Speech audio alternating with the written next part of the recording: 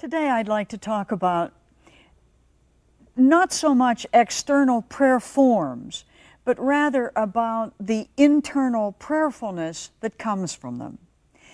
Living without speaking, Abba Isidore, who was a great spiritual master, said, is better than speaking without living.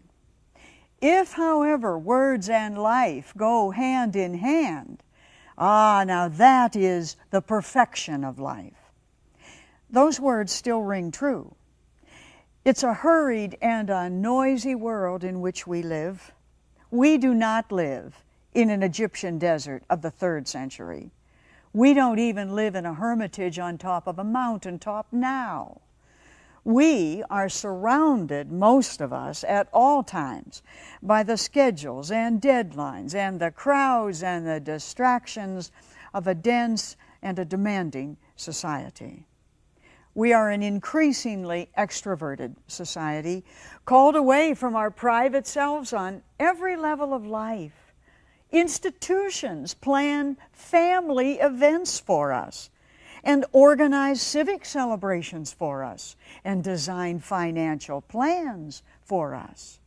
We spend the greater part of our lives meeting and satisfying the social requirements of the institutions, which ironically are supposedly designed to make personal expression possible.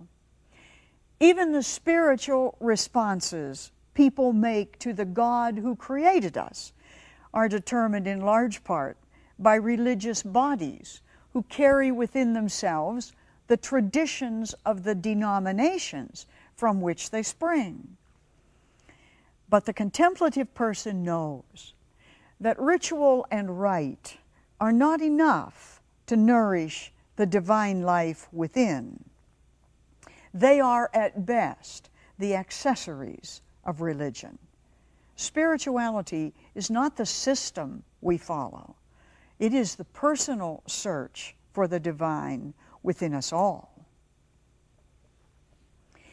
The making of interior space or interiority for the cultivation of the God life is of the essence of contemplation.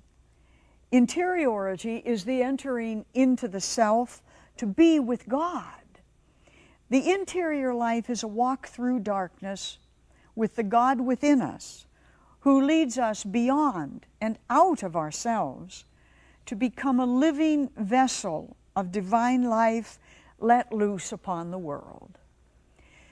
Going into the self, finding the motives that drive us, the feelings that block us, the desires that divert us, and the poisons that infect our souls, brings us face to face with the God who wants more than those for us. We find the layers of the self, the fear, the self-centeredness, the ambitions, the addictions that stand between us and the awareness of the presence of God in life. We face the parts of the self that are too tired, too disinterested, too distracted to make the effort to nurture the spiritual life. The contemplative examines the self as well as God so that God can invade every part of the self and every part of life. The contemplative refuses to allow the noise that engulfs us to deafen us to either our own smallness or to blind us to our own glory. Interiority is the practice of dialogue with the God who inhabits our hearts. It's also the practice of quiet waiting for the fullness of God to fill up our emptiness. God lies in wait for us to seek the life that gives meaning to all the little deaths that consume us day by day. And interiority then brings us to the awareness of the life that sustains our life. It's the cultivation of the interior life that really makes religion real. Contemplation is not about going to church, though going to church ought certainly to nourish the contemplative life. No, contemplation is about finding the God within us, about making sacred space in a heart saturated with advertisements and promotions and jealousies and ambitions, so that the God whose spirit we breathe can come fully to life within us. To be a contemplative, it's necessary then to spend time every day stilling the raging inner voice that is drowning out the voice of God that is already within us. The fact is that God is not beyond us. God is within us, and we must go inside ourselves to find the spirit that sustains our spirits. But silence is the lost art in a society made of noise. Radios wake us up, and timers on TVs finally turn off the day full of programs long after we have gone to sleep at night. We have music in cars and elevators and office waiting rooms. We have surround sound that follows us from the living room to the kitchen to the upstairs bath. We have public address hookups in every office building and large, loud, screaming sound systems mounted on every street corner. We exercise with earphones on and tape recorders strapped to our belts. We lie on beaches with our ears next to portable CDs. We surround ourselves and immerse ourselves in clatter, racket, and jingle, masking as music and news and sitcoms have become the sound barrier of the soul in this society. It protects us from listening to ourselves. What the contemplative knows that modern society has forgotten, it seems, is that the real material of spiritual development is not in books. It's in the subject matter of the self. It's in the things we think about, in the messages we give ourselves constantly, in the civil war of the human soul that we wage daily. But until we are quiet and listen, we can never, ever know what's really going on, even in ourselves, especially in ourselves. Silence frightens us because it is silence that brings us face to face with ourselves. Silence is a very perilous part of life.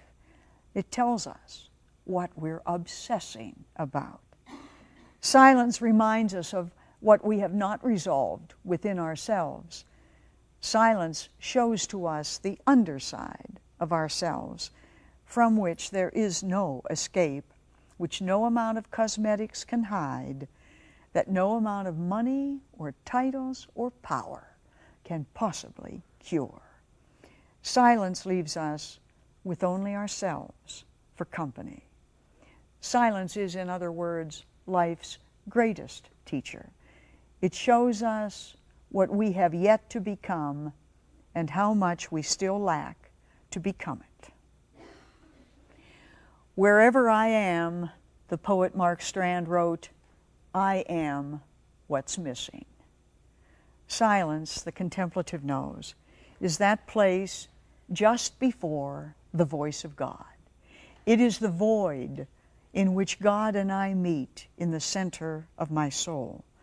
It is the cave through which the soul must travel, clearing out the dissonance of life as we go, so that the God who is waiting there for us to notice can fill us.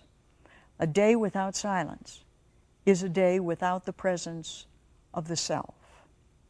The pressure and pull of a noisy day denies us the comfort of God. It's a day in which we are buffeted by the world around us and left at the mercy of the clatter and jangle of our own hearts. to be a contemplative, we must put down the cacophony of the world around us and go inside ourselves to wait for the God who is a whisper, not a storm. Silence not only gives us the God who is stillness, but just as importantly, it teaches the public self of us what to speak.